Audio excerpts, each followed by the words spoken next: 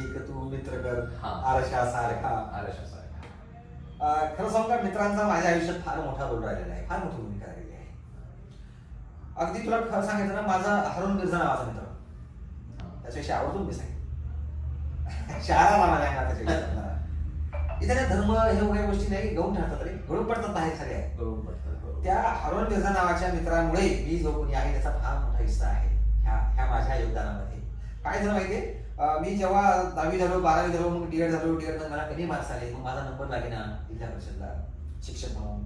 मग त्यावेळेस मी बेकार होतो. अशा बेकारीच्या वेळेस मी बीएला ऍडमिशन नाही घेतलं. बघा, शिक्षण मला डोक्यात की आपण फार शिकायचं, ऍडमिशन नाही घेतलं, अतिशय निराशेत गेलो.